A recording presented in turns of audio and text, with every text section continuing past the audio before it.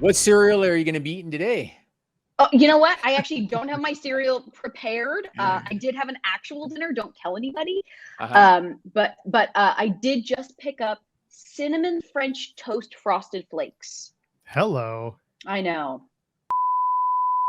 So does that mean that they got both cereals in the box, or did they put the cinnamon stuff on the flake?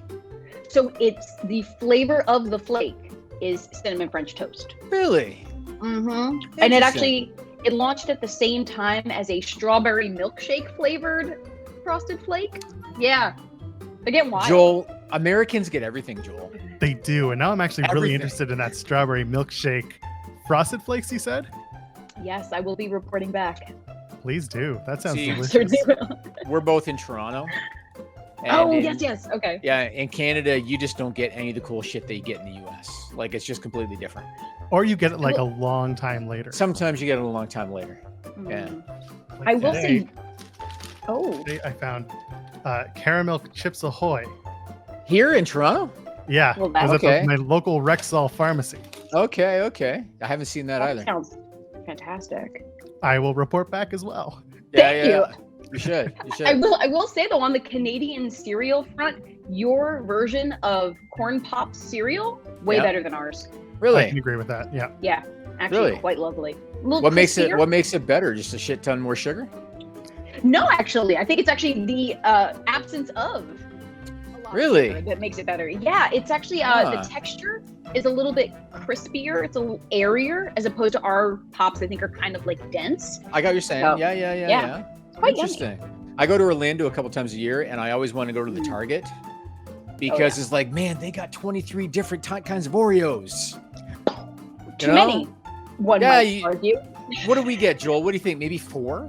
Maybe? If we're lucky, we got what, like the double stuff. We'll get the mint flavor. Yeah. Maybe we'll get like a holiday treat, whatever it is. If it's Halloween or if it's Christmas time, whatever it is. Yeah. Other than that, and then Fudgios. I mean, Fudgios are the only other alternative to the Oreo.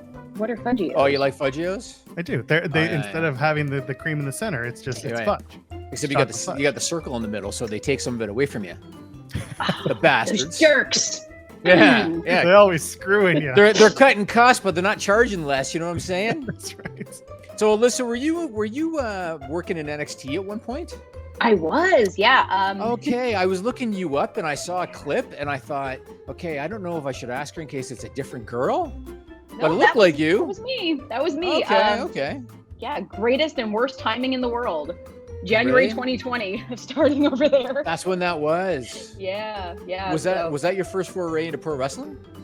No, so I had been working in pro wrestling on the independent scene in Southern California, which is where I kind of like first got my footing. Like I'm originally from the East Coast. I moved out there, and that's where I kind of fell in love and started exploring the pro wrestling world. So I was working independently a couple different places out there, doing like ring announcing, commentary, and like backstage correspondence stuff. And then when I got picked up, I moved over to Orlando and was a live event host and backstage correspondent for NXT. So I was doing like all their local shows, and then the world went nuts.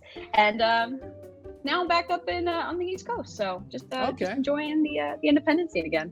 That's cool. And is your objective still to make a full-time go in wrestling, or are you just doing it for fun now?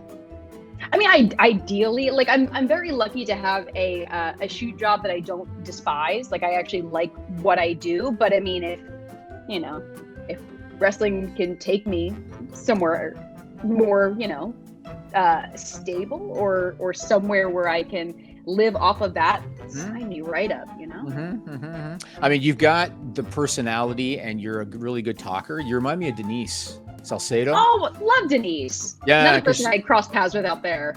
You remind me of her because, Denise, I joke sometimes at what a kid Denise is, but Denise is actually a pro. You know what I mean? She's really good at what she does.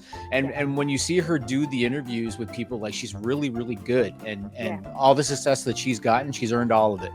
That's true. Her hustle is insane. Yes. But you've got the same personality, and like you're a good talker and you're articulate. You can do all that stuff too, Thank you. I appreciate that. Yeah, maybe we'll see like you and Denise, maybe you two are going to be the two pioneers at the forefront of this stuff. I won't turn it down.